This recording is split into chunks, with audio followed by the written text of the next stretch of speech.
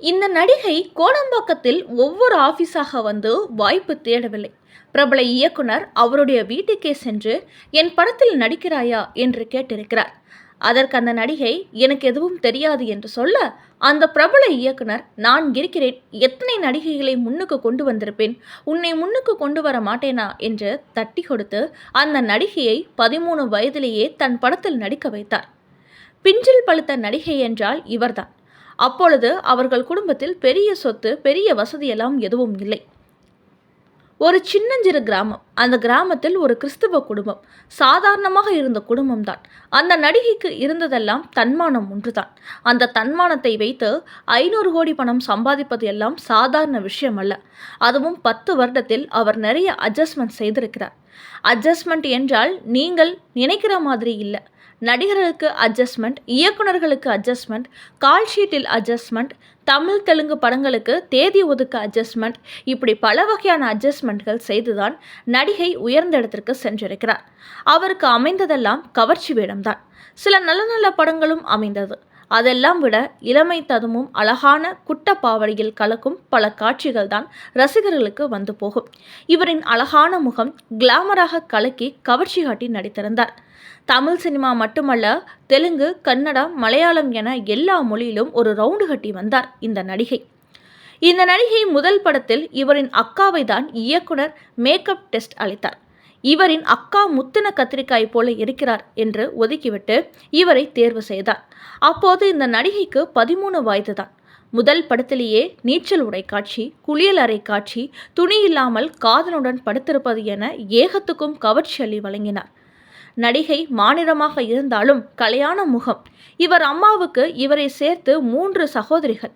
அதில் அங்கே இருந்துவிட நடிகை நடிக்கத் தொடங்கினார். முதல் பட கதாநாயகனுடன் மிக நெருக்கமாக இருந்தார் என்று அப்பொழுது பத்திரிகை ஊடகங்கள் எழுதி தள்ளியது. இருவருக்கும் நடிப்பு வரவில்லை என்று அந்த படத்தில் இருவரும் சற்று ஒதுங்கிவிட்டு வந்தார்கள் என்று கூட பேசப்பட்டது.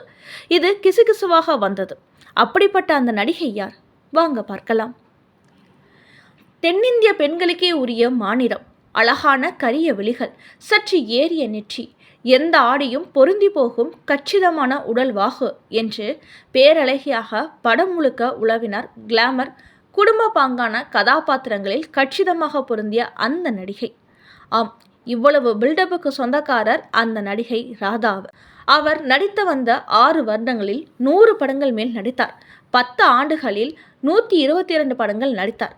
இதுவரை இந்திய சினிமாவில் குறைவான நேரத்தில் 100க்கும் மேற்பட்ட படங்களில் நடித்த ஒரே நடிகை என்ற சாதனை பெற்றிருக்கிறார்.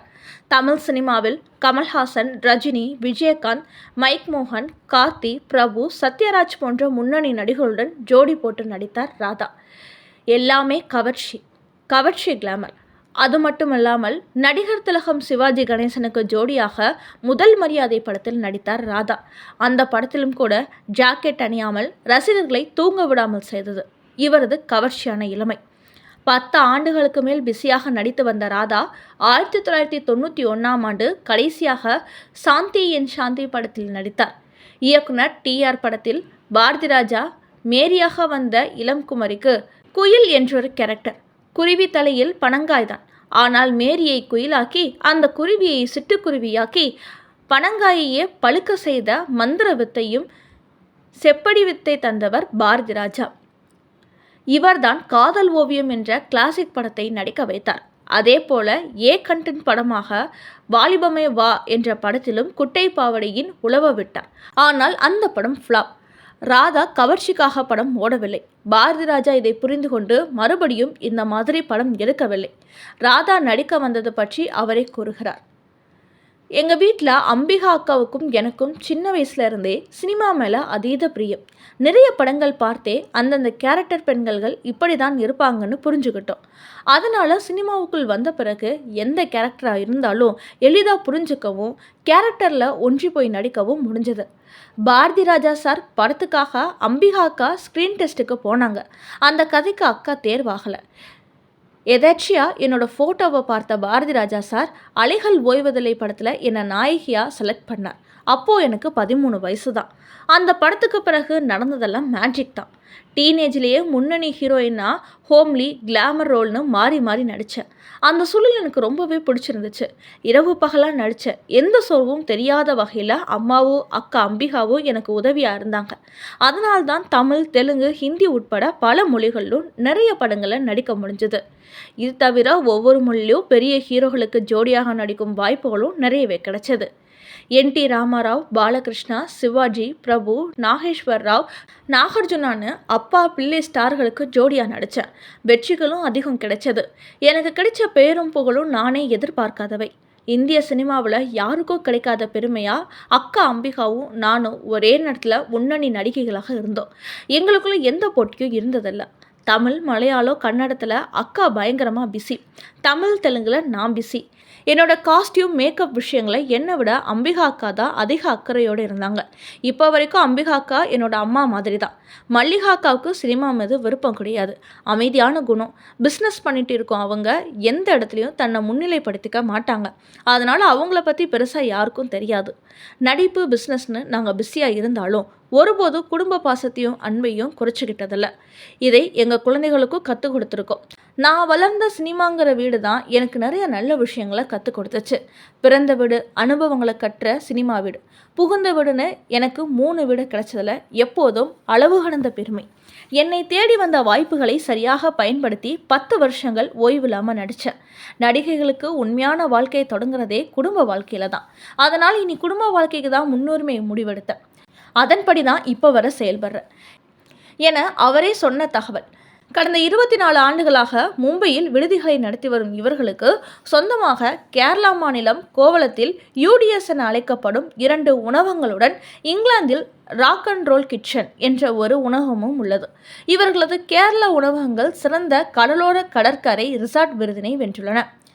சரி, ராதாவின் கவர்ச்சி கதை என்ன? கவர்ச்சியில் கலக்கிய ராதா. கமல்ஹாசன் படம் டிக் டிக் டிக், கார்த்தியுடன் பக்கத்து வீட்டு ராஜா, இளஞ்சோடிகள், கண்ணே ராதா, வாலிபமே வா என்ற படங்களில் ஏகப்பட்ட கவர்ச்சியை காட்டியிருக்கிறார். எங்கள் சின்ன ராசா படத்தில் பாக்யராஜுடன் சம கவர்ச்சியை காட்டியிருப்பார். அர்ஜுன் படமான மனைவி ஒரு மாணிக்கம் படத்தில் நாகபாம்பாக வந்து முதலிரவு காட்சிகளில் சம அசத்தலாக நடித்திருப்பார். தெலுங்கில் சிரஞ்சீவுடன் பல படங்கள் நடித்திருக்கிறார். தங்கமலை திருடன் என்ற படம் தமிழ் டப் செய்யப்பட்டது. அந்த படத்தில் கிளாமர் கவர்ச்சி என்று உடன் நடித்த விஜயசாந்தியை ஓரம் கட்டி முன்னுக்கு வந்தவர் நடிகர் ராதா. அந்த படத்தில் தங்கமலை திருடனாக சிரஞ்சீவி நடித்திருப்பார். அவருக்கு உதவி செய்யும் காட்டுவாசி பெண்ணாக ராதா படம் முழுவதும் குட்டை டோசரில் மலைவாசி பெண்ணாக ஏகத்துக்கும் கவர்ச்சி காட்டி நடித்திருப்பார். சிரஞ்சீவியை பிடிக்கும் லேடி இன்ஸ்பெக்டராக விஜயசாந்தி நடித்திருப்பார். இந்த படப்பிடிப்பு நடக்கும்போது பல நேரங்களில் இரவு காட்சிகளில் படமாக்கப்பட்டுள்ளது. சிரஞ்சீவியை யார் தாஜா செய்வது என்று இருவருக்குள் சம போட்டி என்று ஒரு தெலுங்கு பத்திரிகை எழுதியது. ராதாவுக்கு தான் சிரஞ்சீவி முன்னுரிமை கொடுத்தார். அதனால் விஜயசாந்திக்கு ராதா மீது ஏகப்பட்ட கடுகடுப்பு. படப்பிடிப்பில் இருவரும் எலியும் பூனையுமாக இருந்தார்கள். ஒரு கட்டத்தில் முடியை பிடித்து கொள்ளாத அளவுக்கு இருவருக்கும் சண்டை நேர்ந்தது. அப்போது தெலுங்கு பத்திரிகையில் கதாநாயகனுக்காக மோதிக்கொண்ட 2 கதாநாயகிகள் என்று தலைப்பில் நடுப்பக்கத்தில் இருவரின் கவர்ச்சி படத்தை போட்டு வாசகம் வந்தது. இப்படி சிரஞ்சீவி இருந்தால் அப்போது நிறைய தெலுங்கு படங்களில் நடிக்கலாம் என்ற வித்தையை தெரிந்து கொண்டு ராதா சரியாக காய் நகர்த்தினார். சிரஞ்சீவிக்கு சரியான ஒத்துழைப்பு கொடுத்தார். துட்டு மேல் துட்டு சேர்ந்தது. மற்ற நடிகைகள் நடிகை ராதாவுடன் போட்டி போட்ட ரேவதி, விஜயசாந்தி, சுஹாஷினி, ராதிகா போன்ற நடிகைகள் ராதாவுடன் போட்டி போட முடியவில்லை. காரணம், ராதா காட்டிய கவர்ச்சி, கிளாமரான உடைகள் மற்றும் பிகினியின் சிலுக்குக்கே டஃப் கொடுத்தார். ராதா முதல் மரியாதை, சிகரம் போன்ற படங்களும் வந்தது. சத்யராஜுக்கு மிகவும் கம்பெனி கொடுக்கக்கூடிய நடிகையாக இருந்த ராதா அவருடன் சின்ன பதாஸ், பிக் பாக்கெட், ஜல்லிக்கட்டு, அண்ணா நகர், முதல் தெரு போன்ற படங்களில் சம கிக்காக நடித்து பாடல் காட்சியில் கவர்ச்சியை அள்ளி தெளித்திருப்பார். கேப்டன் விஜயகாந்துடன் முதலில் நடிக்க மறுத்தார் நடிகை ராதா.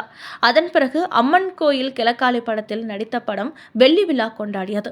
அதன் பிறகு உழவன் மகன், நினைவு ஒரு சங்கீதம் போன்ற படங்களில் சிறப்பான நடிப்பை வெளிப்படுத்தியிருந்தார். தமிழ், தெலுங்கு படங்களுக்கு முக்கியத்துவம் கொடுத்த ராதா மலையாள படங்களில் நடிக்க ஆர்வம் காட்டவில்லை. காரணம், அங்கே ரகமான கதைகளும் சம்பளம் குறைவாக இருப்பதால் தமிழுக்கும் தெலுங்குக்கும் மட்டுமே முக்கியத்துவம் கொடுத்தார். அலைகள் ஓய்வதில்லை படத்தில் நடித்த நாயகன் கார்த்திக்குடன், அர்ஜுனுடன் சத்யராஜ் மற்றும் தெலுங்கில் சிரஞ்சீவி, நாகார்ஜுனா, வெங்கடேஷ் நடிகருடன் கிசுகிசு வந்தது. அன்றைய முன்னணி பத்திரிகைகள் எழுதி தள்ளியது. கமலுக்கு ஜோடியாக நடித்த படங்கள் காதல் பரிசு, டிக் டிக் டிக் மற்றும் ஒரு கைதியின் டைரி போன்ற படங்களில் சம கவர்ச்சியாக நடித்திருந்தார். கிசு கிசு ரெக்கை கட்டி பறந்தது. இன்று மகளுக்கு 500 பவுன் நகை போட்டு திருமணம் செய்து வைத்திருக்கிறார். எல்லாம் அவருடைய உழைப்பு, தன்னம்பிக்கை, அழகு, கிளாமர், கவர்ச்சி. நடிகருடன் சமரசம் செய்து கொண்டு அட்ஜஸ்ட்மெண்ட் செய்து 10 வருடங்களில் இப்படி ஒரு முன்னேற்றம் அடைந்துள்ளார். இவருடன் போட்டி போட்டு கொண்டிருந்த நடிகை ஸ்ரீதேவி மும்பையில் செட்டில் ஆகிவிட்டதால் தனிக்காட்டு ராணியாக ராதா தனி ராஜாங்கம் நடத்தி கொண்டிருந்தார். அவர் படம் பார்ப்பதற்கென்று இளைஞர்கள் முண்டியடித்து கொண்டு தியேட்டருக்குள் குவிந்தார்கள். அவர்களை ஏமாற்றாமல் கவர்ச்சியால் திக்குமுக்காட வைத்தவர் நடிகை ராதா. அழகும் இளமையும் அறிவும் சுறுசுறுப்பும் எல்லாம் நிறைந்த ராதாவுக்கு தமிழ் சினிமா மட்டுமல்ல, தெலுங்கு சினிமாவும் ரத்தன கம்பளம் விரித்திருக்கிறது. 1980 இருந்து 90 வரை அது ஒரு வசந்த காலம்தான் ராதாவுக்கு. தென்னிந்திய பெண்களுக்கே உரிய மாநிலம், அழகான கரிய விழிகள், சற்று ஏறிய நெற்றி, எந்த ஆடையும் பொருந்தி போகும் கச்சிதமான உடல்வாகு என்று பேரழகியாக படம் முழுக்க உலாவினார். அலைகள் ஓய்வதில்லை மேரியாக வந்த இளம் குமரிக்கு முதல் மரியாதை குயில் என்றொரு கேரக்டர். குருவி தலையில் பனங்காய்தான். ஆனால் மேரியை குயிலாக்கி அந்த குருவியை சிட்டுக்குருவியாக்கி பனங்காயே பழுக்க செய்த மந்திர வித்தையும் செப்படி வித்தை தந்தவர் பாரதி ராஜா. பிரபு, நாகேஸ்வர் ராவ், நாகார்ஜுனா என எல்லா ஸ்டார்களுக்கும் ஜோடியாக நடித்த செம கம்பெனி தந்தவர் ராதா. வெற்றிகளும் அதிகம் கிடைச்சது. இவரை பற்றியும் நடிகர் கார்த்திக் பற்றியும் நிறைய கிசுகிசுகள் வந்தது. இருவரும் சேர்ந்து நிறைய படங்களில் நடித்தார்கள். பிரபுவுடன் பல படங்கள் நடித்தபோது அவர்கள் இருவரை பற்றியும் கிசுகிசுகள் வந்தது. தெலுங்கில் முன்னணி ஹீரோக்களுடன் வெகு சகஜமாக பழகி பேசி அட்ஜஸ்ட்மெண்ட் செய்து பட வாய்ப்புகளை பிடிப்பதில் கில்லாடி. அலைகள் ஓய்வதை படத்தில் மேரி என்ற கேரக்டரில் நடித்து ரசிகர்களின் மனதை கொள்ளை கொண்டார். அதன் பிறகு அவர் டிக் டிக் டிக், அதிசய பிறவிகள், காதலித்து பார், ஆனந்த ராகம், கோபுரங்கள் சாய்வதில்லை, காதல் ஓவியம், ஜப்பானில் கல்யாணராமன், அம்மன் கோயில் கிழக்காலே உள்ளிட்ட படங்களில் நடித்துள்ளார். தமிழ் சினிமாவில் அழகான நடிகை, எல்லோரும் விரும்பும் நடிகை ஸ்ரீதேவி. அழகில் ரசிகர்களை அதிகம் கவர்ந்த நிலையில் அதற்கேற்றாற்போல் காஸ்டியூம், மேக்கப், கதை தேர்வு என எல்லா விஷயத்திலும் கவனம் செலுத்திய நடிகை ராதா. சமீபத்தில் தன்னுடைய மகளுக்கு 500 பவுன் சவரன் போட்டு திருமணம் செய்து வைத்தார் என்ற செய்தியும் வந்துள்ளது. மும்பையில் 5 ஸ்டார் ஹோட்டல், சென்னையில் மக்கள் திலகம் எம்ஜிஆர் கொடுத்த ARS கார்டன், கேரளாவில் பல காலியிடங்கள், இப்படி சொகுசாக வாழ்வதற்கு அவரிடம் இருந்த ஒரே ஒரு தன்மானம்தான், துணிச்சல்தான், பேச்சு திறமைதான், நடிகர்களை கவரும் அந்த சுபாவம்தான், ரசிகர்களை தூங்க விடாமல் செய்த அந்த கவர்ச்சிதான். இளமை இருக்கும்போதே தூற்றிக்கொண்டு வாழ்க்கையில் செட்டிலான நடிகைகளில் இவரும் ஒருவர். புரட்சி தலைவி அம்மா இருக்கும் பொழுது அதிமுகவுக்காக இவரது அக்கா அம்பிகாவும் இவரும் பிரச்சார களத்தில் குதித்து அதற்காக செமையாக ஒரு பெரிய தொகையை கல்லா கட்டினார்கள். இவரது 2 மகள்களும் ராதாவை போல் வர முடியவில்லை. காரணம், ராதாவுக்கு இருந்த இளமையும் அழகும் அவர்களுக்கு சற்று குறைவாகவே இருந்தது. இவரது மூத்த மகள் படங்களில் நடித்துள்ளார், ஏனோ எடுபடவில்லை. இளைய மகள் மணிரத்னம் அறிமுகப்படுத்தியும் எடுபடவில்லை. எனவே ராதா ராதா தான் என்றும் திரையுலகில் ராதா நிறைய கவர்ச்சி படங்களில் நடித்திருக்கிறார். ஆனாலும் நம் மனதில் நிற்கும் அந்த முதல் மரியாதை குயிலிதான் நினைவுக்கு வந்து போகிறது.